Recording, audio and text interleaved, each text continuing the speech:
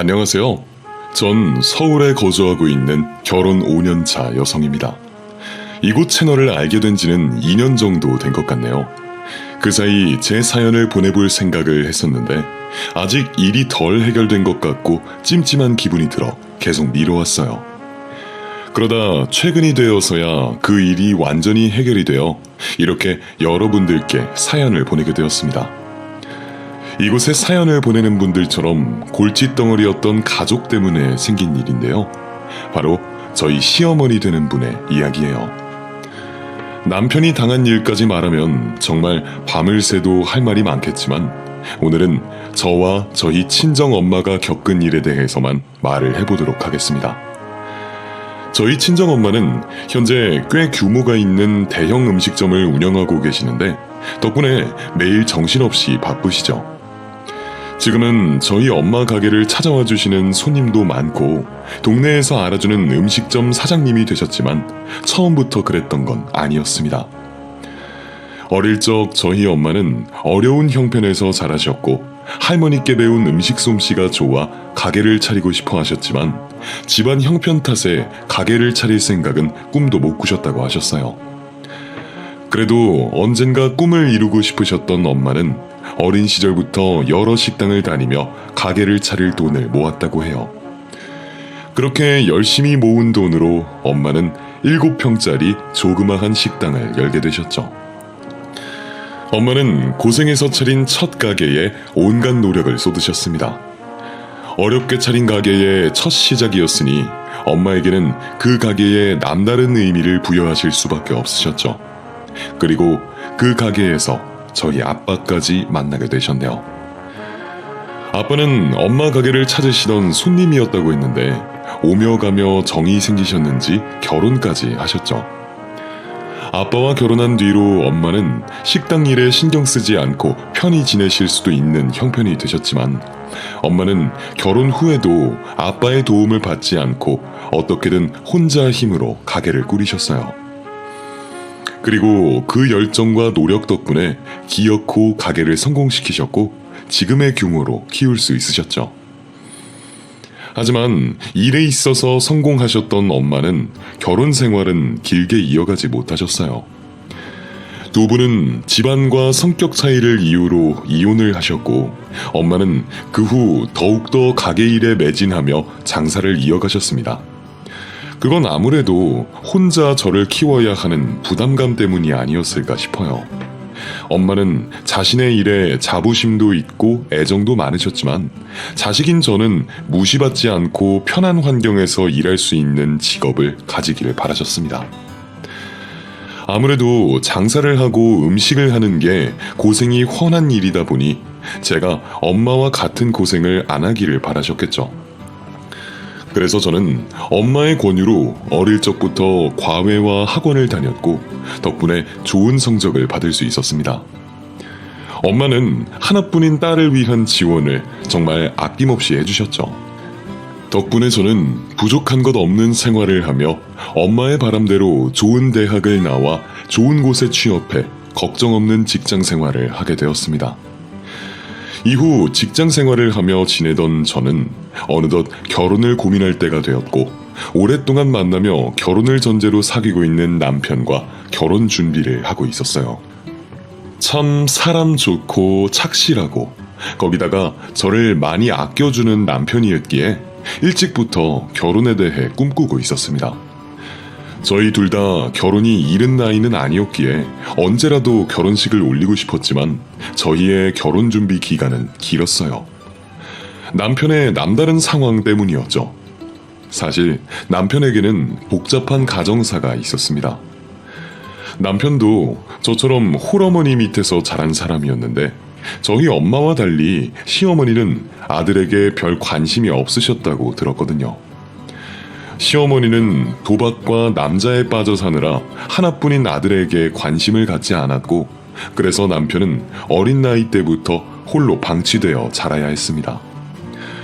그러다 남편이 대학생이 된 20살 때 말도 없이 사라졌다고 했죠.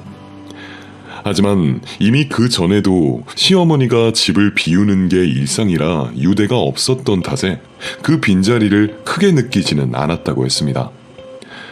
그렇게 가난하고 불우한 환경에서 자랐으면서도 남편은 엇나가지 않고 바른 청년으로 자랐어요. 저처럼 집안에서 도움을 받고 학원이나 과외를 한 것도 아닌데 오로지 독학으로 공부해서 대학 입학까지 했었죠. 그런 환경에서도 꿋꿋이 자란 남편을 보며 제가 존경을 하지 않을 수 없었어요. 그렇게 학비와 생활비를 충당하며 혼자 힘으로 대학을 졸업한 남편은 그 후로 취업을 하고 직장 생활을 하게 되었습니다. 그러자 여태까지 연락도 없던 시어머니께서 남편을 찾아와 종종 돈을 빌려달라고 요구를 하셨다고 해요. 하지만 그 와중에도 아들이 어떻게 지냈는지, 어쩌고 사는지 관심은 전혀 없어 보였다고 했죠. 이미 어머니에 대한 기대가 없던 남편이었지만 그래도 마음에 상처가 되었을 겁니다. 그렇게 집안의 도움을 구할 수 없던 남편은 결혼에 필요한 돈을 혼자서 모아야 했어요. 그래서 어쩔 수 없이 준비가 될 때까지 계속 결혼을 미뤄왔던 거죠.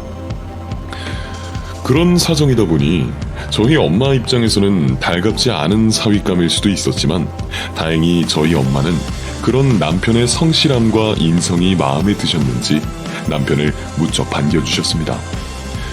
덕분에 저희의 결혼식은 큰 문제 없이 진행될 수 있었어요. 그렇게 남다른 이유로 저희는 남들보다는 조금 오래 걸렸지만 마침내 결혼식을 올릴 수가 있었죠. 하지만 그런 기쁜 와중에도 남편의 마음은 마냥 편할 수가 없었습니다. 저희가 결혼 준비를 할 때부터 남편이 어머니에게 연락을 했지만 아들이 결혼을 한다는 소식에도 제 시어머니 되실 분은 아무런 응답이 없었거든요. 근데 결혼식 직전까지도 시어머니는 연락이 없었고 결국 남편의 고모님과 고모부님께서 시어머니 대신 혼주석을 채워주실 수밖에 없었습니다. 돈 필요할 때는 몇 번이고 찾아와 놓고 정작 자식의 결혼식은 모른 척하는 시어머니가 야속했지만 그래도 다행히 저희는 모두의 축복 속에 결혼식을 잘 마무리할 수 있었어요. 그렇게 제가 행복한 결혼식을 올리고 행복한 신혼생활을 한창 즐기던 무렵 그동안 연락 한 번 없던 시어머니가 저기 앞에 나타나셨어요. 그리고는 이제 와서 제게 시어머니 대접을 받고 싶어 하시더라고요. 네가 내 며느리니? 결혼식에 못 가서 미안하다. 그때는 내가 바빠서 말이야. 그런 이유로 내가 낯선 건 알겠지만 그래도 표정이 왜 그러냐? 너는 처음 보는 시어머니가 반갑지 않니? 연락도 없이 갑자기 찾아와서는 시어머니라고 하는 사람을 제가 어떻게 마냥 반길 수가 있겠나요? 거기다 그동안 그 어머니 때문에 제 남편이 무슨 일들을 겪었는지 어떤 힘든 일들이 있었는지 다 들었었는데 말이죠. 그래서 저는 갑자기 나타난 시어머니의 존재가 달갑지 않았습니다. 게다가 이제 와서 시어머니 노릇하려고 그런 말을 하는 사람과 제가 앞으로도 잘 지낼 수 있을 것 같지가 않았어요. 그래서 그냥 거리를 두려고 했지만 시어머니는 어쩐 일인지 저희에게 더 들러붙기 시작하셨어요. 너는 하나뿐인 시어머니한테 연락도 안 했니? 죄송해요. 제가 일이 많이 바빠서요. 나는 너를 딸 같은 며느리처럼 대하고 싶은데 네가 너무 나한테 벽을 쌓는 게 아닌가 싶구나. 너 설마 아직도 내가 불편하니? 아니, 무슨 여자애가 싹싹한 맛도 없이 딱딱하게 굴어. 그러지 말고 우리 친하게 지내보자꾸나. 애초에 저희 엄마랑 상견례도 제대로 안 하고 결혼식장에서 만나지도 못했는데 제가 갑자기 나타난 시어머니와 어떻게 친해질 수 있겠어요? 그런 제 감정을 느꼈는지 시어머니도 처음에는 제게 환심을 사려는 듯 저에게 딸 같은 며느리라고 부르며 잘해주었습니다. 내가 쇼핑하다가 우리 며느리 생각나서 하나 사와봤다. 어때? 너무 예쁘지 않니? 이런 옷은 우리 며느리 같은 미인들이 입어야 하잖아. 어때? 시어머니가 옷도 골라주고 너무 좋지? 바라지도 않는 선물을 해주시고 자꾸 연락하셔서 고맙다, 미안하다 그러시는데 솔직히 저는 그런 상황이 다 불편하기만 했습니다. 그래서 선물도 돌려드리고 괜한 호의를 거절했더니 결국 얼마 안 가서 본심을 드러내시더라고요. 아가, 내가 급해서 그러는데 한 100 정도 좀 해줄 수 있니? 100만 원이요? 근데 저번에도 드렸잖아요. 그런데 왜 또 갑자기 돈이 필요하세요? 그게 사실은 내가 병원을 좀 가봐야 할 것 같아서 말이야. 나이가 들어서 여기저기 아픈 곳이 많잖니. 그전에도 시어머니가 사정이 급하다고 한 탓에 몇 번 돈을 빌려드린 적이 있었습니다. 물론 남편이 알았다면 절대 돈을 주면 안 된다고 했겠지만 시어머니가 하도 사정하기도 하고 제가 안 드리면 결국 남편을 찾아가서 괴롭힐 게 분명하다 보니 제가 남편에게 스트레스 주지 않고 제 선에서 해결하고 싶었어요. 그래도 그때는 몇십만 원 정도라 용돈처럼 챙겨드렸는데 그렇게 몇 번 드리고 나니 이제 돈 달라는 말이 어렵지 않은지 갑자기 수백만 원을 금방 요구하더라고요. 그것도 이 핑계 저 핑계 대면서 말이죠. 그제서야 제대로 선을 그어야 되겠다 싶었던 저는 돈이 없다고 딱 잘랐습니다.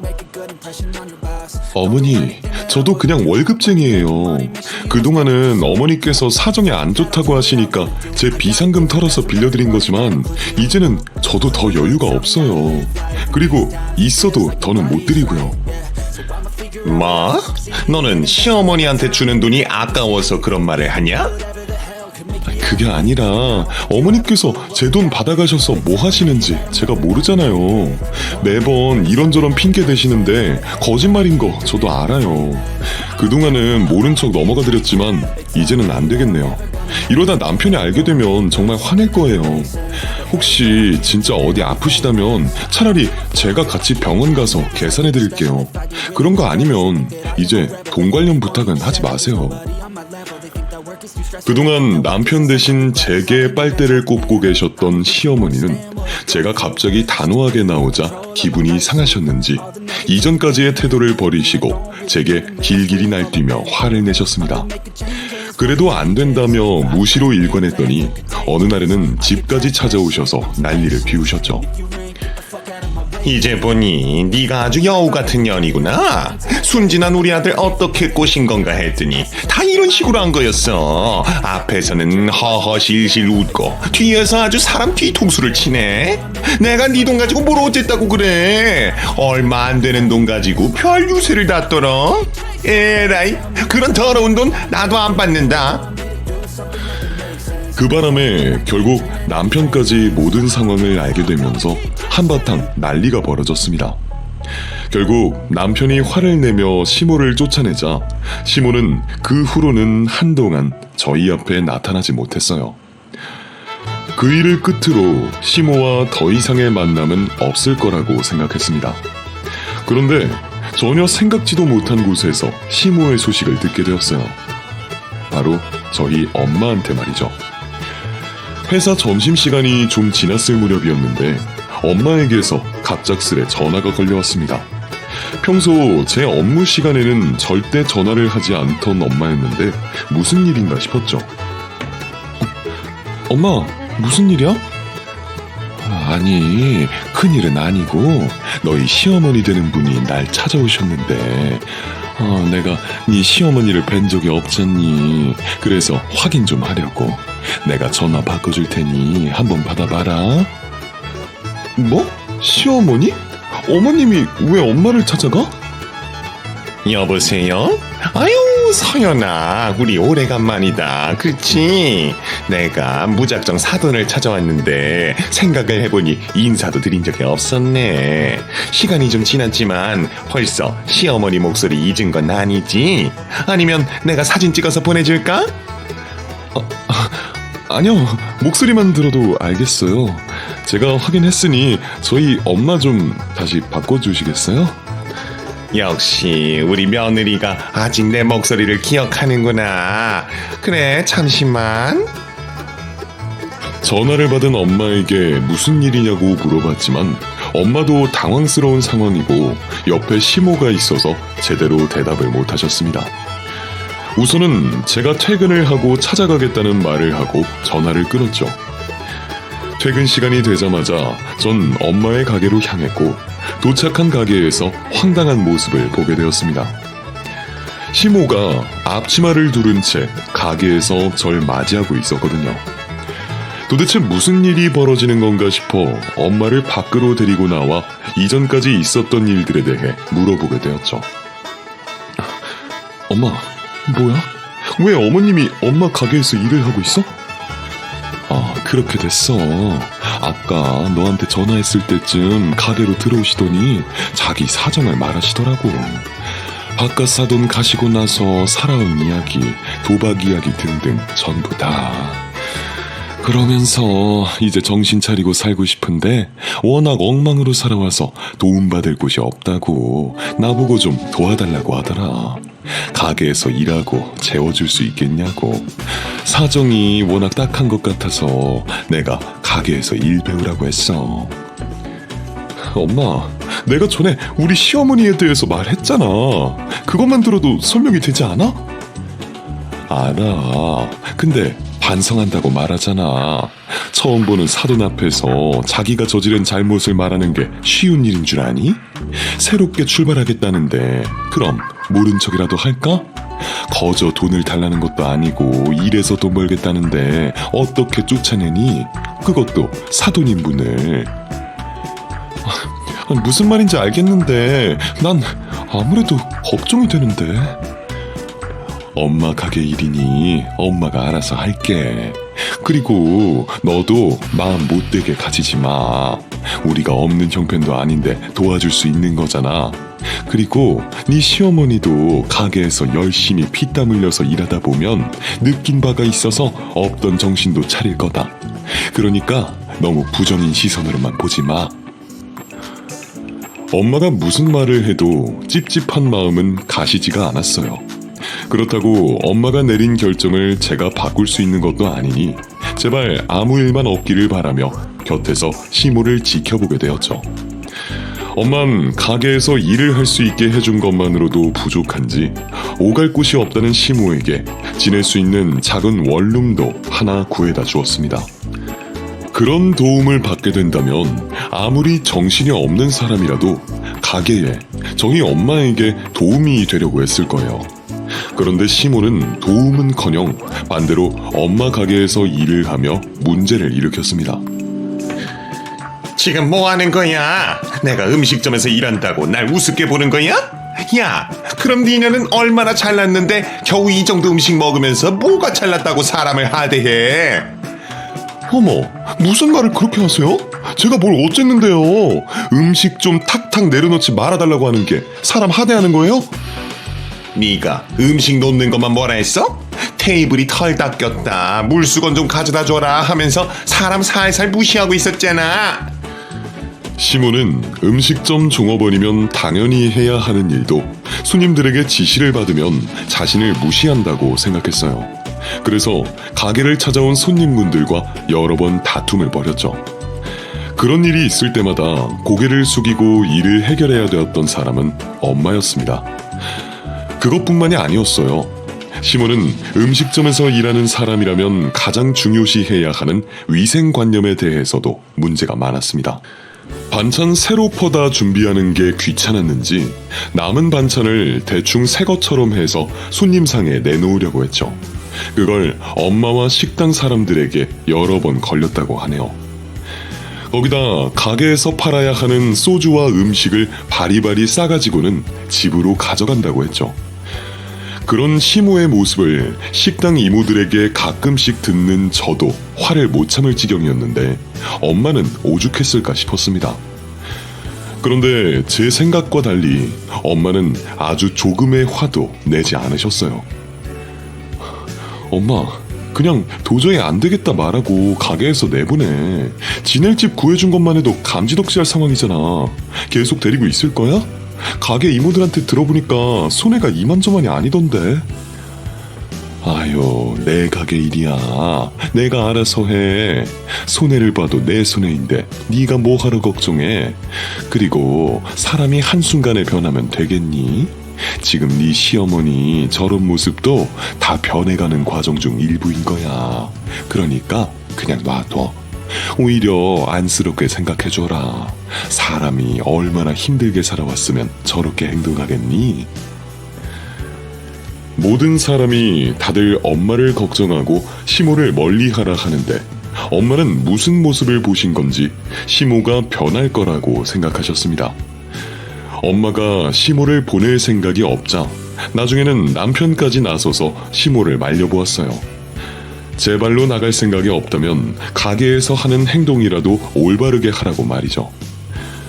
그럼에도 시모는 정신을 차릴 생각이 없어 보였습니다. 그래서 남편이 저희 엄마에게 많이 미안했어요.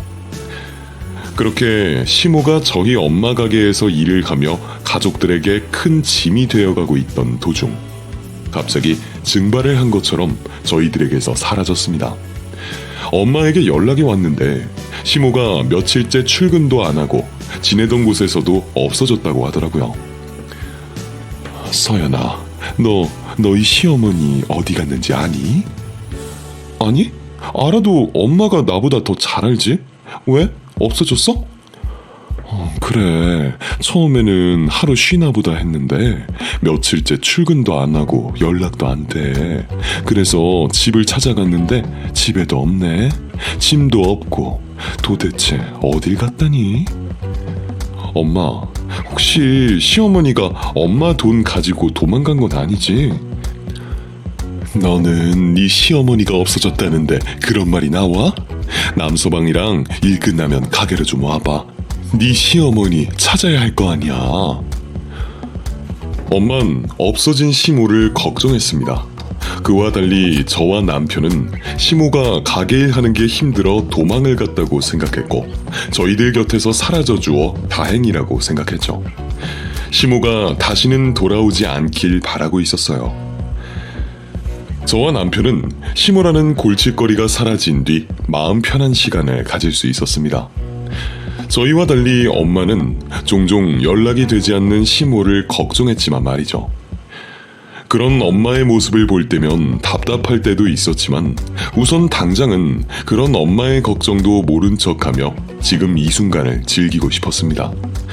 시모가 저희들 앞에 영영 나타나지 않을 거라고 생각하지 않았으니까요. 분명히 자신의 상황이 어려워지면 저희들에게 도움을 구하러 나타날 거라고 생각했습니다. 시모가 저와 남편에게 했었던 행동만 보면 그런 모습을 예상하는 건 어려운 일이 아니었죠. 그래서 시모가 저희들 곁에 없는 시간을 즐기고 있었는데 그 평화로운 시간이 얼마 가지 않았어요. 떠난 지 얼마 되지 않아 시모가 다시 저희들 앞에 나타났으니까요. 전과 다른 점이라면 시모가 저희들을 찾아온 게 아니라 저희가 시모를 찾아갔다는 거였죠. 물론 그곳에 시모가 있을 거라곤 생각도 하지 못했지만요. 퇴근을 하고 집을 가려다 남편이 저녁을 먹고 들어온다고 하길래 엄마 가게로 향했습니다. 그렇게 엄마 가게로 향하고 있던 도중 거의 다 도착을 해서 이상한 모습을 보게 되었어요. 엄마 가게와 똑같은 외관을 한 음식점을 보게 된 거죠. 간판도 팔고 있는 음식도 같아 처음에는 엄마 가게에 벌써 도착을 한 줄 알 정도였죠. 운전을 하고 있었으니 내려서 확인을 해볼 수 없어 그냥 스쳐 지나가게 되었습니다. 그래서 엄마가 근처에 분점을 냈나 싶었죠. 그런데 아무리 생각해도 그 장소에 가게를 냈다는 게 이상하게 느껴졌습니다. 우선 그 건물만큼은 엄마가 들어가지 않을 이유가 있었거든요. 그리고 그 이유 말고도 평소 분점을 내면 관리하기도 어렵고 맛도 변한다며 분점을 낼 생각이 없다는 뜻을 누누이 밝혔던 엄마였습니다. 그 생각이 얼마나 확고했는지 엄마에게 분점을 내어 사업을 시작하자고 돈을 들고 오는 사람들과 기업도 여럿 있었지만 들어보지도 않고 거절을 했을 정도였죠. 그러니 제 눈앞에 있던 그 가게의 모습을 보고 이상하게 생각하지 않을 수가 없었어요. 어차피 곧 엄마 가게에 도착을 할 예정이니 들어가자마자 물어볼 생각이었죠. 그런데 그 가게에 대해 제가 이야기하자 엄마는 아예 모른다는 표정을 짓고 있었어요. 모른다고? 그럼 뭐야? 그 집이 똑같이 따라하는 거야? 정말 완전 똑같아. 겉모습이며 간판, 파는 음식, 가게 입구 장식까지. 난 그래서 엄마랑 연관이 있는 가게인 줄 알았는데 가게가 있는 건물도 거기고. 그럼 그 집이 우리 가게 노리고 일부러 따라한 거네. 어쩐지 가게 손님이 전보다 줄었다 싶었는데 엄마는 어떻게 바로 옆에 그런 가게가 생겼는데 모를 수가 있어? 내가 다니는 쪽이 아니다 보니까 몰랐지. 어쩐지 주변 사람들이 돈 많이 벌었냐고 하면서 이 동네 이름이 내 이름이 되겠다고 하더라고. 그땐 무슨 말인가 싶어서 그냥 웃으면서 넘겼는데 거기 어디니? 얼마나 똑같다는 건지 나도 좀 보자. 음식이야 같은 음식 팔 수 있고 가게 인테리어도 비슷하게 할 수 있다지만 그것도 어느 정도 비슷해야 눈 감아줄 수 있는 거잖아요. 이건 뭐 엄마 가게를 그대로 옮겨 놓았다고 해도 모를 정도였으니 잘못된 거였죠. 옛날부터 상도덕이라는 말이 있는데 이건 좀 아니다 싶었습니다. 엄마도 저와 같은 생각이었고요. 그 이야기를 듣고 많이 황당해 하시던 엄마는 제가 먼저 찾아가 따져 묻자고 하기 전에 가게를 안내하라고 말씀하셨죠. 엄마를 데리고 그 가게 앞으로 향하게 되었습니다. 저희가 그 가게 앞을 도착해서 지켜보니 손님들 중 일부는 정말 그 가게를 엄마 가게로 생각하고 들어가는 분들이 있을 정도였어요. 가게를 옮겼거나 분점을 냈다고 생각들을 하시더라고요. 손님들까지 착각하게 만드는 그 가게를 보며 저도 열이 오를 만큼 올랐는데 엄마는 오죽하셨을까요? 더는 못 참겠는지 엄마는 가게 안으로 들어가셨습니다. 가게 안으로 들어가니 더 가관이었어요. 내부 인테리어와 메뉴판, 의자, 소품 등등 전부 엄마 가게와 똑같았으니까요. 다른 점이 하나 있었는데 엄마 가게보다 음식 가격이 더 저렴하다는 거였어요. 메뉴마다 전부 1,000원에서 2,000원 정도 낮게 측정되어 있었죠. 같은 인테리어, 같은 메뉴, 거기에 저렴한 가격이라니. 누가 봐도 저희 엄마 가게를 노리고 장사를 시작했다는 걸 알 수 있었습니다. 가게 안의 모습을 보니 황당함을 넘어 허탈하기까지 하더군요. 그런데 그때 저희 모녀를 더 황당케 하는 일이 생겼습니다. 이 가게의 주인이라고 하는 사람이 나타났으니까요. 바로 시무였죠. 낯짝 두꺼운 시무는 저희 모녀가 찾아왔는데도 불구하고 표정 하나 변하지 않으며 저희를 조롱하듯 반기는 모습을 보였습니다. 어머, 우리 사돈께서 제 가게를 먼저 찾아주셨네요. 어떻게 제 가게 잘 된다는 소문이 벌써 거기까지 났나 보죠? 안 그래도 제가 정리가 좀 되면 초대를 하려고 했는데 보시다시피 가게에 손님들이 너무 많이들 찾아와 주셔서 정신이 없었거든요. 죄송해요. 그런데 설마 빈손으로 오신 거예요? 이제부터는 서로 경쟁하는 사이라고 하지만 그래도 같이 보내온 시간도 있고 남도 아닌데 너무하시네. 돈도 잘 버시는 분이. 그리고 너도 그렇다 얘. 시어머니가 개업하는데 빈손으로 오는 게 맞는 행동이니? 오늘이야 내가 초대한 자리가 아니니까 그냥 넘어가겠지만 나중에 내가 정식으로 초대하면 그땐 성의 좀 표해라. 상도덕 없는 짓을 저질러 놓고도 개업 선물 타령을 하는 모습을 보게 되니 뭐 이런 사람이 다 있나 싶더라고요. 뻔뻔한 시모의 모습에 제가 화를 냈죠. 지금 무슨 말씀하시는 거예요? 어머님은 지금 이렇게 장사하는 게 문제가 없다고 생각하시나 봐요? 누가 봐도 저희 엄마 가게와 똑같잖아요. 가게 외관도 내부 인테리어도 파는 음식도 전부 저희 엄마 가게 그대로 베껴온 거잖아요. 이러면 안 되시죠. 같은 음식을 팔더라도 상도덕은 지키면서 하셔야죠. 얘가 가게 손님들도 있는 곳에서 왜 소리를 질러? 야, 이러다 가게 손님들 너 때문에 떨어지면 네가 책임질 거야? 너 조용히 해라. 안 그러면 너 영업 방해죄로 신고해버릴 테니까. 그리고 뭐가 문제라는 거야? 내가 내 가게 내 돈으로 차렸는데 무슨 문제라도 있어? 문제가 있는데 나라에서 장사하게 해주겠냐고. 난 대한민국 법에서 지킬 거 다 지키고 합법적으로 정정당당하게 가게 개업한 거다. 사돈 가게 팔이 날려서 억하심정 생기는 건 이해하겠는데 적당히 좀 하자. 평생 음식과는 담쌓고 살던 분이 저희 엄마 가게에서 일하다가 나와서 똑같은 메뉴, 똑같은 인테리어로 가게 차린 게 문제 없다고 생각하세요? 음식에 자신이 있었으면 인테리어라도 다르게 하셔야죠. 솔직히 이렇게 꾸며놓은 거 우리 엄마 가게와 연관 있는 척 하려고 해놓은 거 아니에요? 사람들도 여기를 분점으로 생각해서 찾아오던데? 예, 손님들이 뭐라고 생각하시는지 내가 어떻게 알아? 그리고 잘 되는 가게 벤치마킹 하는 게 문제가 되니? 억지 피울 거면 그냥 가라. 안 그래도 바빠 죽겠는데 시간 잡아먹지 말고. 대화를 하면 할수록 더 뻔뻔한 소리를 가며 자신이 뭘 잘못했는지 모르는 시모에게 화가 났던 저는 이대로 물러설 수 없다고 생각했습니다. 영업 방해죄로 경찰서에 가든 말든 시모가 장사하는 꼴을 못 보겠더라고요. 그래서 시모의 머리채라도 잡자는 생각을 가지고 있었는데 엄마가 흥분한 저를 말렸습니다.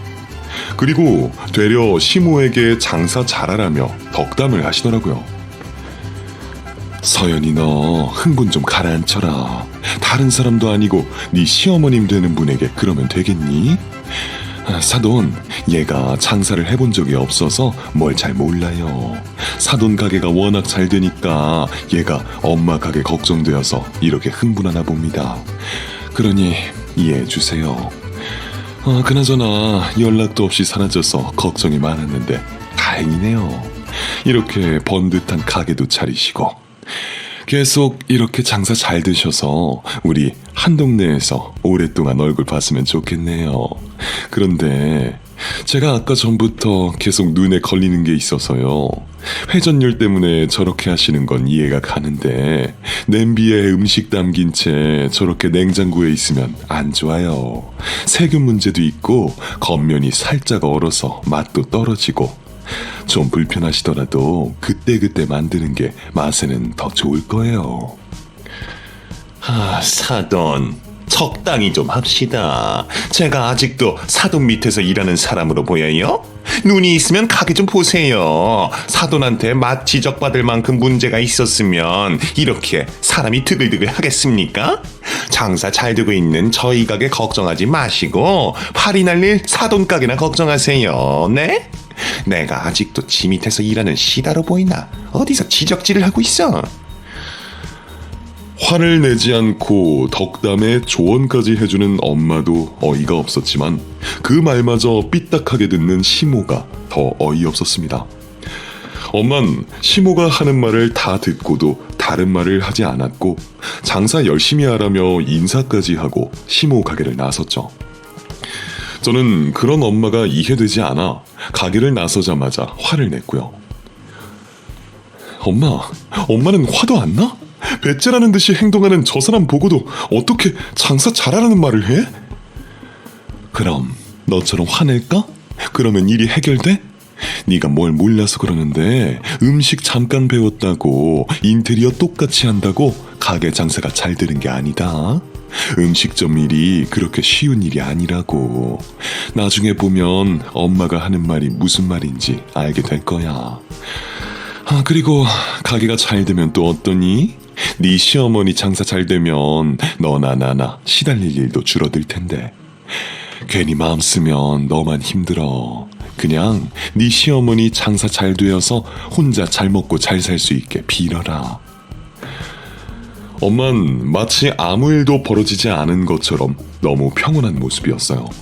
어차피 가게 찾아올 사람은 찾아오게 되어 있다면서 자신감마저 보이는 엄마를 보며 믿음이 가면서도 어쩔 수 없이 엄마 가게 영업에 피해가 있을까 싶어 걱정이 되었죠. 그러다 보니 그날의 일을 남편에게 말하며 화를 내게 되었습니다. 엄한 사람이었던 남편에게 화풀이를 했던 거죠. 남편이 시모가 가게를 냈다는 걸 알고 있을 리가 없었는데도 말이에요. 저에게 그날의 일을 듣게 된 남편은 당연히 다음날 시모에게 찾아갔다고 했습니다. 그런데 평생 말을 안 통하던 사람인데 갑자기 대화가 통했을 리가 없었겠죠. 남편이 찾아간 것도 아무 소용이 없었습니다.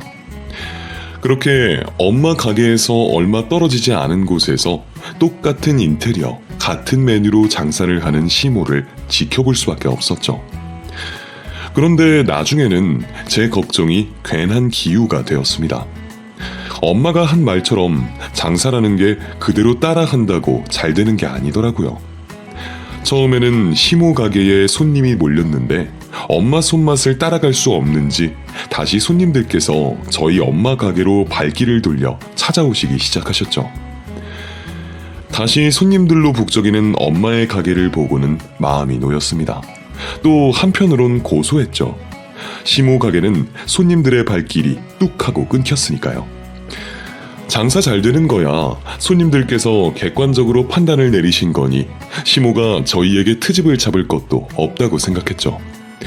그래서 더는 시모와 얼굴 붉힐 일이 없을 거라고 생각했는데 시모의 악행은 거기서 끝나지 않았어요. 자신의 가게는 파리만 날리고 엄마의 가게는 다시 손님들로 북적거리기 시작하니 악의가 담긴 행동을 시작했죠. 돈으로 사람을 고용해 엄마 가게에 손님으로 보냈습니다. 그리고 이물질이 나왔다며 문제를 일으켰죠. 처음엔 엄마도 주방이나 홀에서 생긴 실수라고 생각했습니다. 아무리 위생모를 쓰고 머리를 묶어도 간혹 실수가 생길 수 있으니까요. 그래서 같은 실수가 나오지 않게 했는데 계속해서 머리카락 또는 이물질이 나왔다는 손님들이 생겼다고 하셨죠. 엄만 그 일이 여러 번 반복되자 이물질이 나왔다고 하는 손님들 뒤에 누군가가 있다고 짐작을 하신 것 같아요. 그런데 어떤 행동도 안 하셨다고 하셨죠. 제가 만약 주방 이모들에게 이야기 듣지 않았더라면 무슨 일이 있는지 몰랐을 겁니다. 엄마가 일부러 저에게 말씀을 안 하셨거든요. 혹시 제가 시모에게 찾아갈까봐요. 그런데 시모가 사주를 했다는 현장을 제가 목격하게 되면서 그냥 모른 척하고 넘어갈 수 없게 되었어요. 주말을 맞아 엄마 가게에 있었는데 한 손님이 이물질이 나왔다며 소동을 벌이기 시작했죠. 엄마가 손님을 진정시켜 겨우 일단락시켰지만 저는 그 손님을 수상하게 생각해 뒤를 밟아보기 시작했습니다. 그런데 저희 엄마 가게에서 소동을 벌이고 나온 손님이 시모 가게로 들어가더라고요. 제가 곧바로 뒤를 따라 시모 가게로 들어가자 시모는 그 손님에게 돈을 건네주고 있었죠. 그럼 그렇지. 두 사람 딱 걸렸어. 아저씨, 방금 우리 엄마 가게에서 난리친 거 이 가게에서 돈 받고 한 거죠? 맞죠? 어머니 지금 뭐 하시는 거예요? 이제 하다못해 사람까지 고용해서 영업방해를 하세요? 너는 오랜만에 찾아와서 무슨 뚱딴지 같은 소리야. 내가 영업방해를 해? 그럼 이 아저씨한테 지금 돈을 왜 주시는데요? 예, 생사람 잡지 마. 내가 이 아저씨한테 돈 주는 건 내가 빌린 돈이 있어서야. 내가 도박할 때 빌린 돈이 있어서 그거 갚은 거라고. 당황해하며 말도 안 되는 오리발을 내미는 시모의 말에 지금까지의 있었던 일 모두 시모가 사주를 한 거라고 확신이 섰어요. 그래서 엄마에게 제가 목격한 모습을 말했죠. 그런데 엄마는 태연하게 말을 했습니다. 우리 가게 사람들 실수일 수도 있어. 한 번 더 경각심 가지게 된 거면 됐지. 뭘 그렇게 열을 내니? 그리고 네 시어머니 말 맞다나 증거가 있는 것도 아니잖아. 너희 시어머니가 한 일이 맞다고 해도 이번에 너한테 걸렸는데 또 똑같은 짓을 하겠니? 앞으로 별일 없겠지 뭐. 엄마는 시모가 더는 다른 짓을 못할 거라고 말씀하셨지만 전 생각이 달랐습니다. 분명 다른 방법을 이용해 가게 영업을 방해할 거라고 생각했죠. 제 생각이 맞았어요. 그 일이 있고 난 뒤 이번에는 노숙자들이 가게를 찾아와 음식을 달라고 했거든요. 지금까지 노숙자들이 가게로 찾아와 음식을 달라고 한 적이 없었습니다. 그런데 이번에는 생전 찾아오지 않던 노숙자들이 돈까지 들고 가게를 찾아와 음식을 시키더라고요. 돈 내고 음식 먹겠다는 손님인데 어떻게 내쫓을 수가 있겠어요? 엄마는 노숙자분들을 손님으로 다 받으셨고 그 대신에 원래 가게를 찾으셨던 손님들을 잃게 되셨죠. 그런데도 엄마는 별 걱정이 없어 보였어요. 오히려 가게 장사를 하면서 돈 버는 일에만 너무 집중을 한 것 같다며 지역사회에 봉사를 하겠다는 말까지 했습니다. 계속 이러다가는 정말 가게 매출에 심각한 영향이 갈 수 있는데도 엄마는 걱정 없는 태도를 유지하시더라고요. 이런 일을 꾸미는 사람이 누군지도 아시면서 말이죠.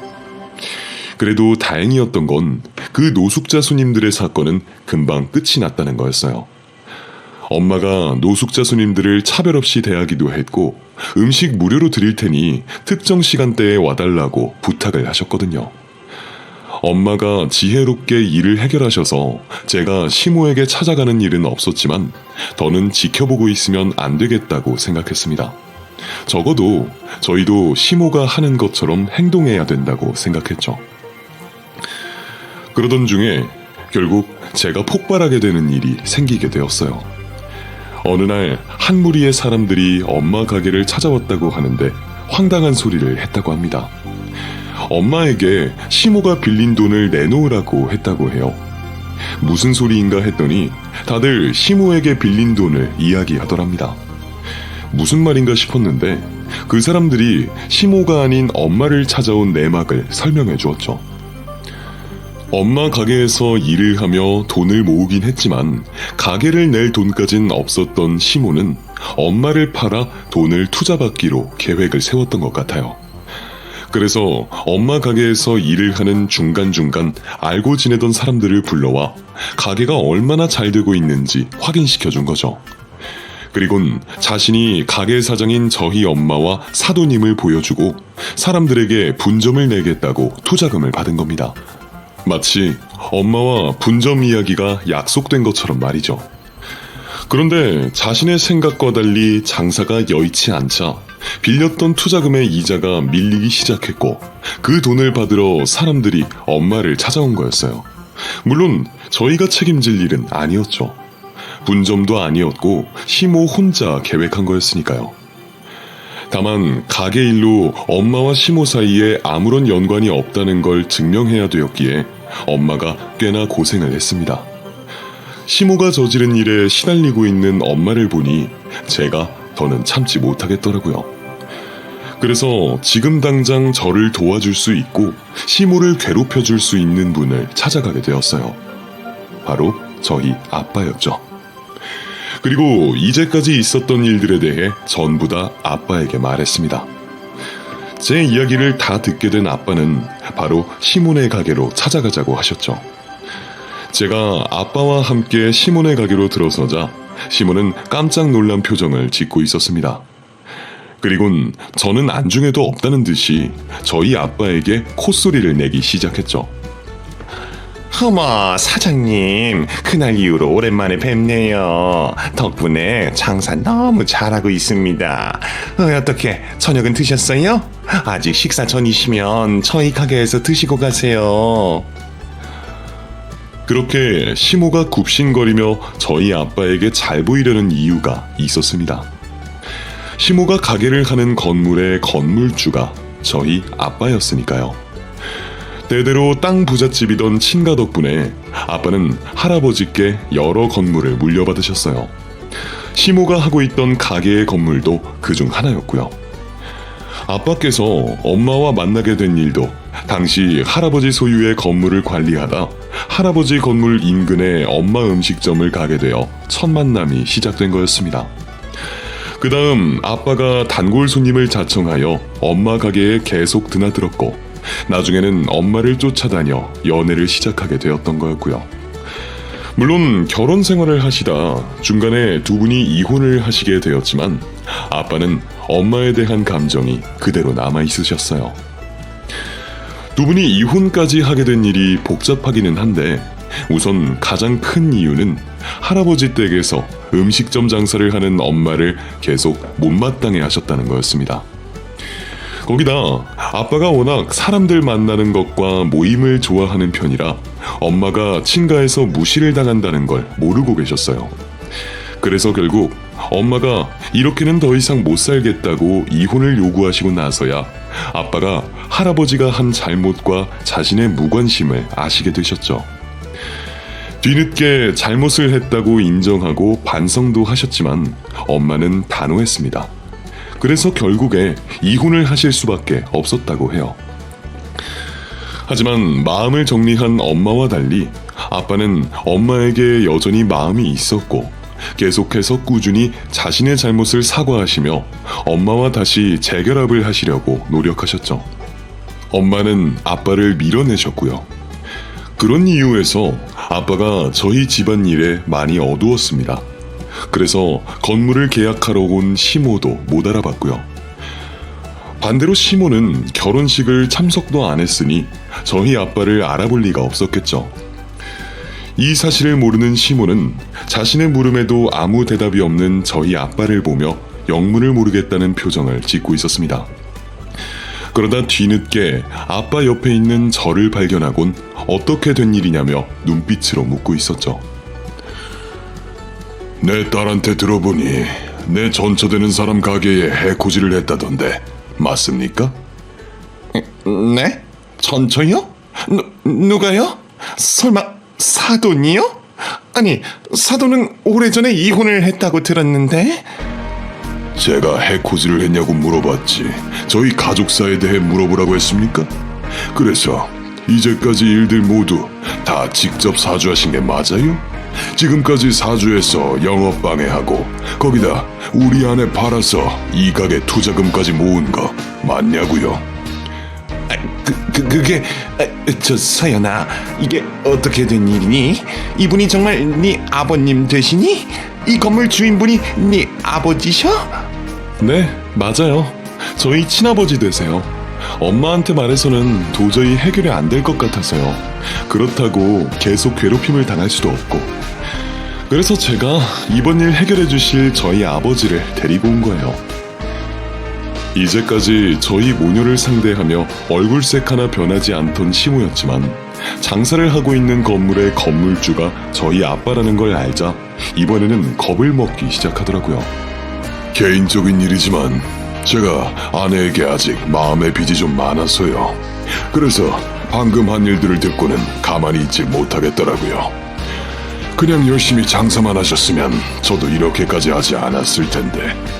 그쪽도 수단과 방법을 가리지 않고 제 전처를 괴롭혔으니 저도 한번 방법 가리지 않고 해보겠습니다. 요즘 하도 갑질 문제가 많아서 조심하려고 했는데 진짜 갑질이 뭔지 보여드려야 되겠네요. 내일부터 어떻게 될지 한번 두고 봅시다. 아빠는 생각보다 시모에게 별다른 말 없이 경고만 한 채 가게를 떠났습니다. 제가 예상한 것보다 경고가 너무 가벼운 것 같아 아빠에게 여쭤봤더니 내일부터 두고 보라고 말씀하시더라고요. 다른 건 몰라도 엄마 일에 대해서는 그 누구보다 중요하게 생각하고 진심으로 마음을 쓰시는 분이니 믿고 내일까지 기다려보기로 했죠. 그렇게 다음날 퇴근을 하고 시모의 가게로 가봤는데 어쩐 일인지 공사를 하고 있더라고요. 무슨 일인가 싶어 차에서 내려서 확인을 해보았더니 시모 가게가 아니라 건물 바로 앞 화단과 건물 외벽을 공사하고 있었습니다. 그래서 밖에서 봤을 때는 가게 자체가 공사를 하고 있는 것처럼 보이는 거였어요. 아빠가 말했던 게 이거였죠. 한 1시간 정도 차 안에서 지켜봤는데 다른 사람들 역시도 공사 중인 모습을 보고 가게가 영업을 안 할 거라고 생각하는지 가게로 들어가는 사람들이 없더라고요. 거기다 아빠는 저에게 받은 시모 가게 정보를 가지고 직접 대신해서 일일이 구청에다가 신고를 했습니다. 대부분 위생에 관한 것들이었죠. 그러다 보니 그나마 입에 풀칠을 할 수 있을 정도는 영업이 되던 시모 가게는 손님 발길이 뚝 끊겼고 가게를 열고 있으면 더 손해를 보는 상황이 되어갔어요. 결국 이러다 죽겠다 싶었는지 시모는 아빠에게 연락을 했다고 합니다. 자신이 사과를 하고 잘못을 빌 테니 제발 방해를 멈춰달라고 말이죠. 저 사장님, 제가 안 싸돈께 저지른 짓은 잘못했습니다. 앞으로는 이상한 수작질 하지 않고 열심히 제 가게 일하면서 살게요. 그러니 제발 가게 장사 좀 할 수 있게 부탁드릴게요. 아시겠지만 제가 사장님께서 하시는 걸 문제 삼으면 사장님께서도 곤욕을 치르시잖아요. 제가 이렇게 사과하고 앞으로 허튼 짓 하지 않겠다고 하니 제발 봐주세요. 방금 전에 한 말, 저 협박하시는 겁니까? 곤욕 치른단 말이요. 건물 공사한다는 걸 가지고 말하는 거죠. 직접 영업 방해를 당하시니까 화가 많이 나시나 봐요. 이렇게 사과하러 온 자리에서도 협박하듯이 말하는 걸 보면. 아니, 그런 뜻이 아니고요. 제 말은 해보세요. 뭐 벌금 정도야 내면 되니까요. 법정에서 질질 싸움 끌고 영업 방해할 거 다 해가면서 나중에 결과 나오면 벌금 물죠 뭐. 가만히 있어도 월세 받는 제가 급한가요? 당장 장사 못하는 임차인분이 급하지. 그리고 저도 제 전처에게 알려주려고요. 제가 아는 변호사분을 만나서 상담해보니까 저희 전처 가게에 했던 행동들 모두 법적으로 문제 삼을 수 있다고 하더라고요. 저처럼 똑같이 영업 방해로 말이죠. 그래서 곧 딸아이에게 이야기하고 전처 뜻을 알아본 뒤 소송할 겁니다. 소송이요? 사장님, 이러시지 마세요. 가진 것도 많으신 분이 저 같은 사람 밟아서 뭐 하십니까? 제가 잘못했다니까요.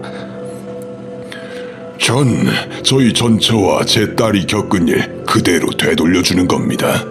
혹시 제가 임차인분이 한 행동 말고 한 일이 있으면 말해보세요. 영업방해 똑같이 영업방해했고 영업방해로 법적인 조치 취한다고 하길래 저도 소송하겠다고 한 건데 뭐가 문제됩니까? 결국 시모는 아빠에게 두 손 두 발을 들게 되었고 가게를 폐업하겠다고 말을 했다고 합니다. 그럼에도 시모가 엄마에게 한 짓에 화가 안 풀렸던 아빠는 계약 기간이 끝날 때까지 시모를 놓아주지 않으려고 했어요. 그러면 그나마 남아있는 보증금까지 월세로 다 날리게 되는 거였죠. 그런데 엄마가 중간에 이 상황을 아시게 되며 아빠에게 시모를 괴롭히지 말고 놓아주라고 하셨습니다. 나 서연이한테 듣고 온 거야. 무슨 심정으로 그렇게 하는지 알겠고 서연이가 부탁해서 이런다는 것도 알겠는데 사람 괴롭히지는 마. 그 정도면 서연이 시어머니도 충분히 알아들었을 거고 복수도 받을 만큼 받은 거니 나 봤어라도 계약기간 이런 거 치사하게 굴지 말고 봐줘. 그런데 당신이나 서연이 마음고생한 거 생각하면 그러니까 그 정도에서 멈추라고. 거기서 더하면 그건 받은 것보다 더 돌려주는 거 아니야. 지금까지 한 일로도 충분해. 그러니까 당장 그만둬. 그 말 즉시 아빠는 시모를 불러 계약을 취소해 주었고 시모는 저희들 곁을 떠나게 되었죠. 이후 지금까지 시모는 저희들 앞에 나타나지 않고 있어요. 물론 시모가 저희들 곁에서 사라진 시간이 얼마 되지 않아 나중에 다시 저희에게 도움을 청하러 찾아올 수도 있겠지만 조심스럽게 예상해보자면 그러지 못할 거라 생각합니다. 저희 아빠에게 너무 호되게 당했으니까요. 이번 일로 저와 남편뿐만 아니라 저희 엄마까지 고생을 치르셨지만 그래도 결과적으로는 긍정적인 부분이 많았던 것 같아요. 우선 엄마의 넉넉한 마음과 오랜 장사를 하시면서 생긴 내공을 다시 한번 확인할 수 있었고 아빠와 엄마 사이가 미약하게나마 발전하게 됐거든요. 딸로서는 엄마와 아빠가 다시 재결합을 하시고 두 분이서 행복하게 사셨으면 좋겠는데 앞으로 어떻게 될지 모르겠네요. 어쨌든 이렇게 무사히 가족의 위기를 넘길 수 있었습니다. 그리고 이번 일 덕분에 가족 간에 더 뭉치게 되는 일이 된 것 같아요. 그래서 이번 일을 너무 안 좋게만 생각하지 않으려고요. 물론 또다시 이런 일이 일어나길 바라진 않지만 말이죠. 우리 가족 모두 행복한 지금처럼만 지냈으면 좋겠네요. 시어머니도 어딘가에서는 잘 살고 계셨으면 좋겠다고 빌어보면서 저는 글을 마무리하겠습니다. 들어주셔서 감사합니다.